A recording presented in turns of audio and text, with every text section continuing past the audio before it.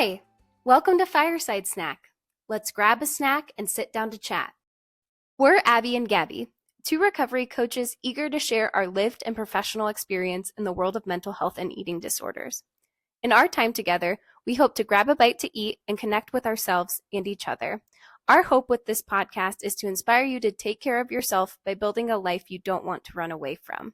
As a disclaimer, the information shared in this podcast is based on the personal experiences of Abby and Gabby and is intended for informational purposes only. It is not a substitute for professional advice, diagnosis, or treatment. If you are seeking support or have concerns about your mental health, please consult with a licensed professional. Enjoy your fireside snack.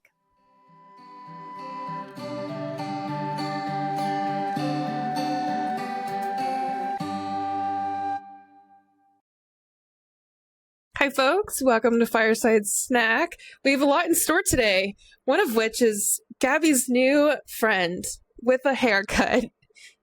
Gabby, who is our guest today?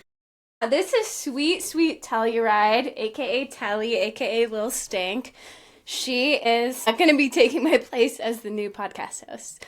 So from here on out, it'll be Fireside Snack with Abby and Telly, which will be very exciting. She's my whole world. She's the light of my life.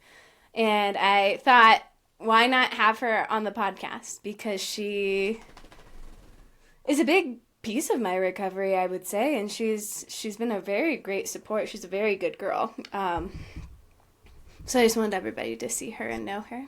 She's seen things. I could see it in her eyes. So it'd be good to know. I don't know what's going on up there, but I think it's a whole lot of mischief. But welcome to our podcast. This is Fireside Snack, baby. It is a recovery-focused podcast where we used our lived experience with mental health, with being recovery coaches, with eating disorders, and we storytell with all of you. And today we have a very special episode. Abby, what are we doing? I'm stoked. Today is our first audience Q&A. So we've been asking for questions from all of y'all on our social media in our last episode.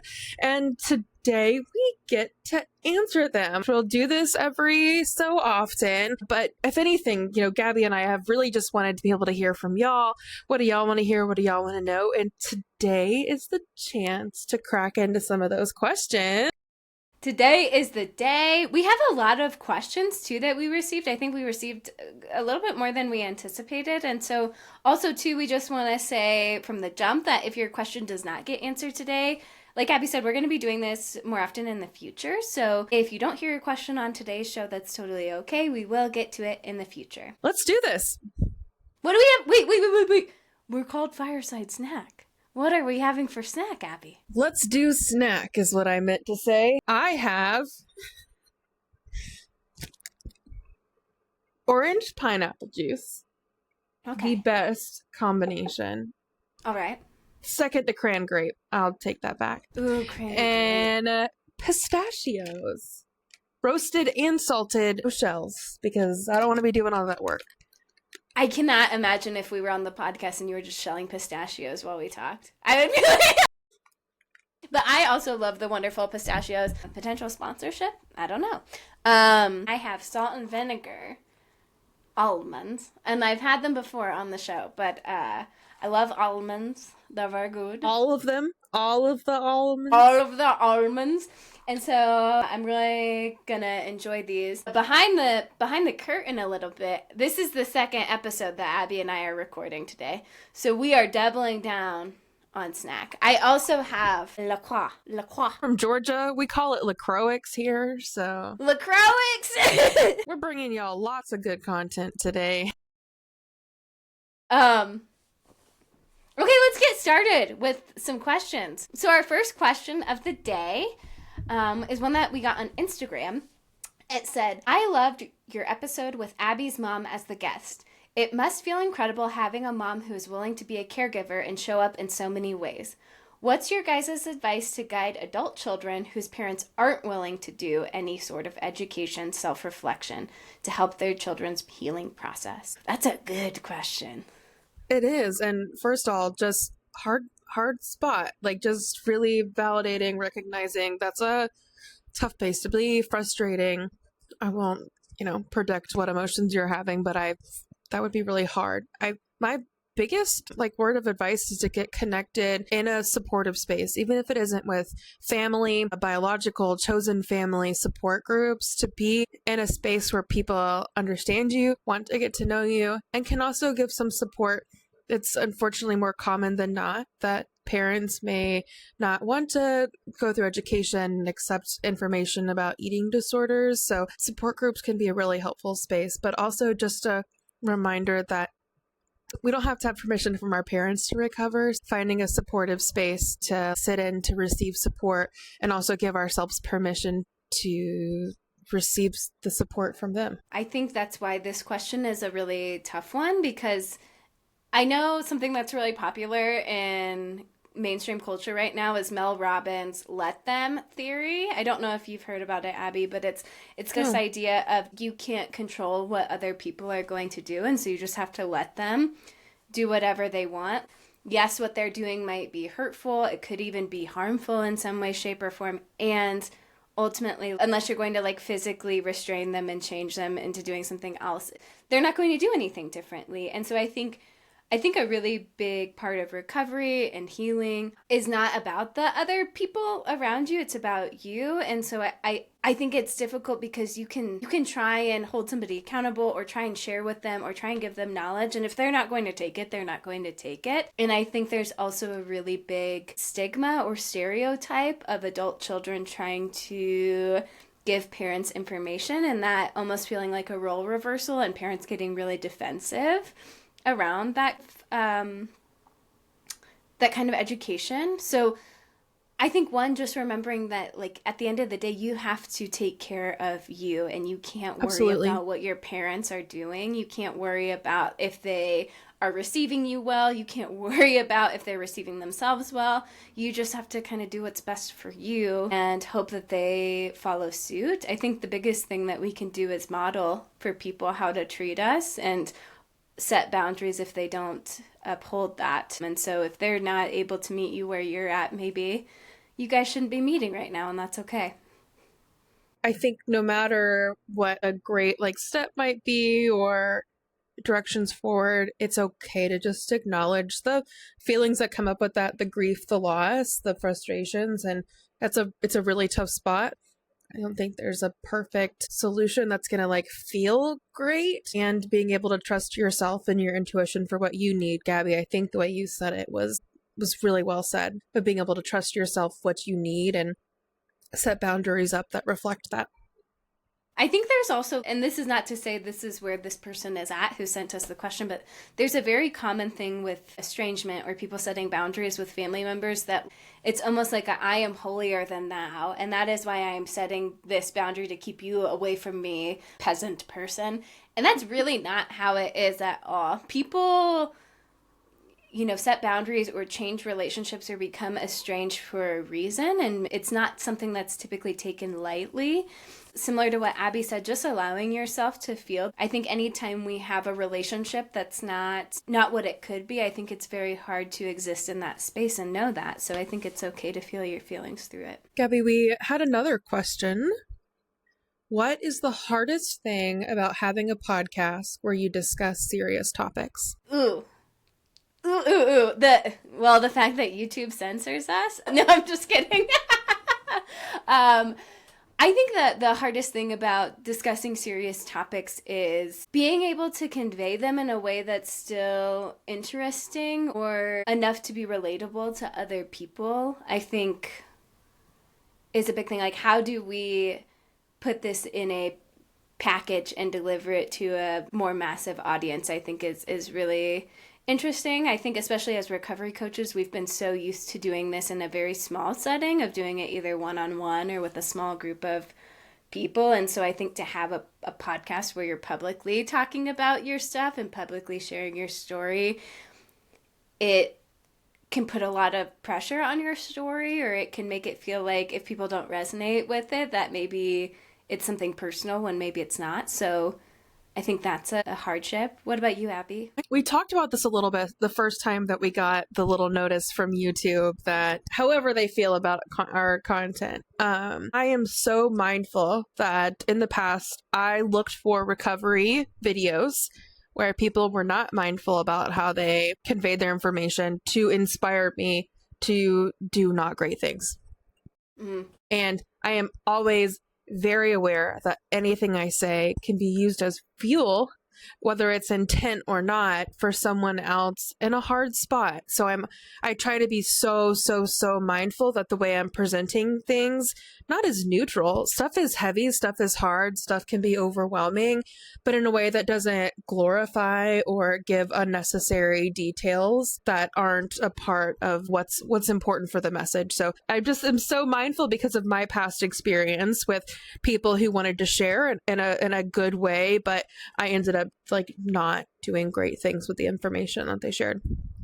I think both of our points go back to being intentional with the podcast, whether that's making it able to be distributed in a relatable way or making sure that we're not glorifying anything. I think it can be really hard to also incorporate humor into a podcast like this because I feel like we're very goofy people. It can almost minimize certain topics when we make jokes around them, and so we have to be very cognizant of that while we do the podcast too. All right, next up on the docket. What are subtle things loved ones can do to support an individual with an eating disorder? I like this question. Subtle is subjective. My initial response is ask. It doesn't feel very subtle of how to navigate this gently, but I think having a sense of openness, if you're seeing something that you're concerned about, I know in my situation, a lot of times I feel the need to be direct or just point out, okay, we have this behavior going on. But if you're not in a recovery space like that, hearing that from a loved one can be divisive. So being curious about how you frame things, the questions you ask, the support that you offer. I think that the curiosity piece changes the tone and might be more subtle than just straight out asking different ways to support somebody. Gabby, what are your thoughts? I think you hit the nail on the head with the curiosity piece. I would say coming in with curiosity as opposed to judgment about what you think is the right way of doing things is a huge step. I would also say at the end of the day, take care of yourself. And in turn, that will typically allow you to take care of other people better. In our episode of the podcast where we talk about being recovery coaches, we talk about not working harder than the person that we are supporting. And I think that can be really helpful when you're in a caregiver role as well. As if you have an empty cup, you can't pour from that. And so making sure that you take care of yourself, but also not getting into a role where you're having to be a helicopter parent to somebody that you love is very important. It's not up to you whether this person's going to recover or not. So not putting that brunt on your shoulders can be helpful. And like Abby said, just asking questions, asking the person that you're working with what's helpful to them, because Abby and I could go through a list of what was helpful to us, like maybe asking if I've had dinner or all of these different things, but the person that you are around might have completely different feelings around those things, and that's okay. So I think it's important to check in. Absolutely. And this kind of flows similar, this next question, a little bit different. What suggestions do you have for a parent who thinks their adult child is falling back into unhealthy habits? It can feel different when somebody is now a full-fledged adult. I would say if you're asking this question, it would be really beneficial to watch our caregiver Fireside Snack episode, The Story Exchange, because Abby's mom has some really great insight into this. But having an adult child who's falling back into unhealthy habits, I think a good thing that you could do is get curious and talk to them about it. And I think making sure that you speak in objective truths. This is an example. I would never say to somebody, I think you're getting bad again. I can see you're getting bad again, right? That's not something I would ever say to somebody. But what I might say is, hey, I've noticed every day when we go to lunch, you are just on your phone and you don't have anything that you're bringing. Can you tell me a little bit about what's going on with that? Or can you tell me about why you're doing that? Or anything to open up a dialogue as opposed to accuse somebody or judge them, I think is a really big thing. What about you, Abby? What do you think? I really love the suggestion to look at our caregiver video. I am not a parent, so, what I think might be helpful, I can't imagine how hard it would be, but is to be curious and then step back. Being an adult is sometimes more helpful to pull back and let someone do what they're going to do as an adult because we don't have that same decision, but being ready as a support when it's appropriate or when the other person is open to having support. But it's a difficult thing to navigate, especially if you've seen similar patterns in the past. I think there's a lot to be said here with this. It's a really complicated situation. The caregiver video, my mom talks a lot about experiencing this with me, some recommendations that she has with parents and navigating that I think will speak a lot more to it. But it's a really tough situation when there's no longer that like parent minor relationship. There's now an adult. I think it goes back to something that you said in the first question, Abby, of making sure that you are feeling supported and utilizing resources, to possibly getting yourself a therapist, going to support groups. Your mom mentioned in our video about Facebook groups that were really helpful to her, to have somebody talk with her who also had a child who was dealing with something similar and had recovered from it. I think it can be really impactful because, similar to what Abby said, you don't have the reins anymore. The reins are now in another adult's hands, and so you kind of have to step back. If you open up a conversation and the conversation is shut down, I think it's more than okay for you to take a step back. And I think another thing is learning your own boundaries throughout this process. It can be really awesome and amazing to have unconditional love for people and to want to be there for them every time they falter, every time they fall. And if somebody who is struggling has a safety net between them and rock bottom, it's very hard for them to feel the consequences that might lead them to make a change. And so I also encourage people to look at how your support could possibly be enabling some of these behaviors, and feel free to adjust and change as needed. I think it's important to throw in here, whenever you're talking to somebody about something that's sensitive, delicate, has a lot behind it, doing so in a neutral space is important. If you're with a group of people, probably not the best time to bring it up to have the most beneficial conversation. If you're at their place of work and you had lunch with them, probably still not the best time. Finding a neutral space, letting the person who you might see struggling choose the setting. That might be it's outside, maybe it's just a neutral territory. If you're able to do family therapy and it feels beneficial to have that bumper, but especially when we're having conversations, there's a natural differential, especially if there's a parent, like power differential of someone who's older, who has had more control on one's life. Now you're an adult. And so doing things to adjust that power balance, letting them take the reins in a conversation, and setting in time can help set the conversation up for more success. Not that it'll necessarily change the outcome, but it makes it everyone come in on even footing. I think that's a great point. I think the neutral setting is very important. I will also speak to, I think, a common pitfall that people fall into as family members, friends, partners of people who are struggling, is that they will go to each other to talk about the specific person. So I would say making sure that you have supports that are not in this person's circle is impactful and important. So for example, I would say if I am a mom, which I'm not, right? So we can't speak to it from lived experience, but if I'm a mom and my daughter has a boyfriend and I go to the boyfriend and I say, "Oh my gosh, do you see what's going on with her? Like, isn't this horrible?" And you might think that this is a way that you're building connection. This is a way that finally somebody else is able to see what I am seeing. And yes, that might be true, but what is the intention behind that conversation? Is the intention that we're both going to now work together and get this person into treatment? Because that might work. That might work, might not. Again, this person's an adult who's going to make their own decisions. But most of the time, we're just utilizing those spaces to decompress with another person. And that can be hurtful if that other person is not there. And you might think that you're having these conversations in a private or confidential space. But I found more likely than not that this person will hear about those conversations that are happening. And it can be really hurtful to know that conversations about them are happening without them. Whew. Okay. I have one more thing. Okay. I think especially the phrasing of falling back into unhealthy habits, being as careful as possible not to let past history come into present situation.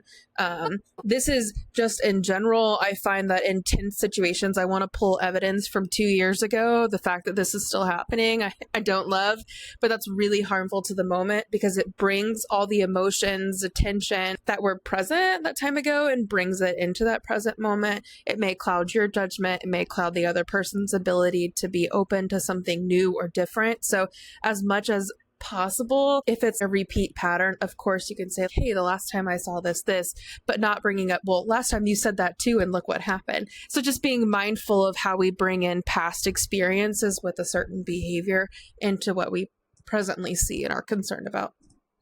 I think that's so, so true. You cannot force somebody to recover. Well, speaking of recovering, the next question asks, when did you guys realize enough was enough and you knew you wanted to get better?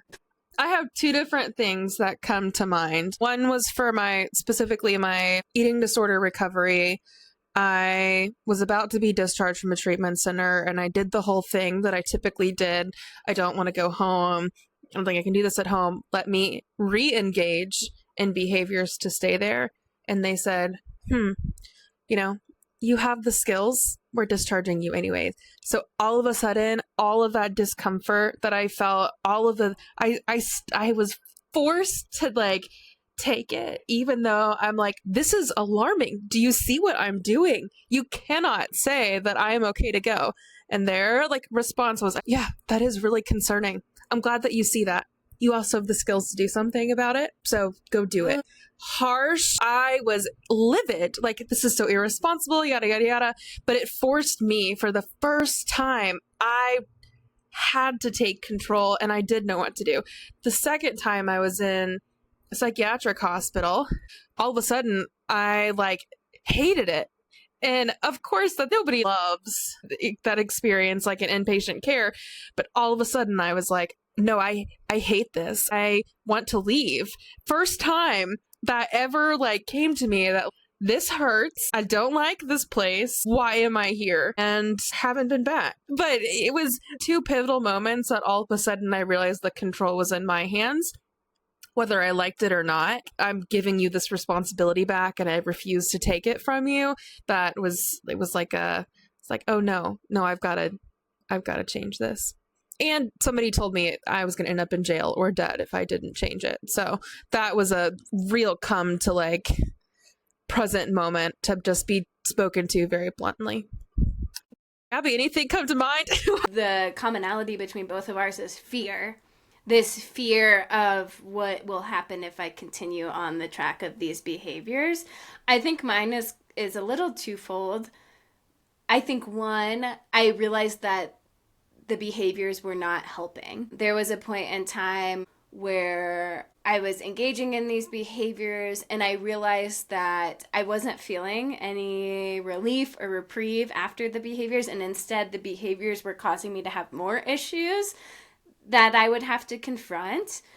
And so I realized that if I just stopped the behavior, then maybe these other things would stop as well, and sure as shoot they did.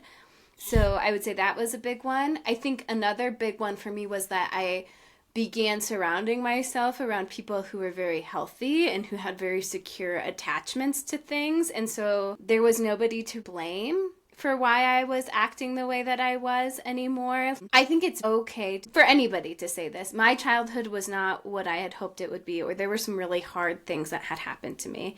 And I think it's ultimately also our responsibility once we turn 18 to kind of look at those things and shift them and be able to grow and navigate in a way that is conducive for us. So I think, I was around all of these people who were healthy and who were having great lives and they were accomplishing all of these awesome things. And I was like, if I want to continue to be able to be around these people and not be the harmful person, not be the toxic entity in this friend group, I need to turn things around, because now I'm negatively impacting people in the way that now I I blame other people for why I'm the way I am, but now I'm going to pass this on. There's a really great song by Fiona Apple. It's called Relay, and it's basically talking about how evil is a relay sport when the one who's burned turns to pass the torch. Like, it's basically like, if you've been hurt, now you're going to go pass it on to somebody else. And I didn't want to do that. And so that was the thing that made me be like, I am the problem. Because I didn't have any treatment barometer of, you're ready to be I didn't know where I was at in my recovery journey, but I was like, I am the problem and I need to figure this out if I want to be able to live a good life. Yeah, these are some great questions, y'all. And we don't have time to get to all of them today, which is a bummer, but this is not it. If you did not hear your question answered, it's not forgotten. It didn't get missed. It's coming. But for today, I think we've covered a lot of ground. I hope that hearing this, you want to send more questions, knowing that things like this can be answered. Feel free to really just send whatever coming up in the podcast and real life questions that you have about recovery, because Gabby, I enjoyed this format. I'm looking forward to doing this again. I think it's super cool. And I love hearing all of the questions that people ask us. They're not things that I would typically think to talk about on the show. So I'm very excited to get to cover more in the future. We appreciate y'all for listening to us. Please continue to reach out, give us feedback, give us a like and a share if you're enjoying our content. We're on YouTube, we're on Spotify, we're on Instagram, and you can email us at firesidesnack@gmail.com. For now, that's all we got, y'all. We'll see you next week.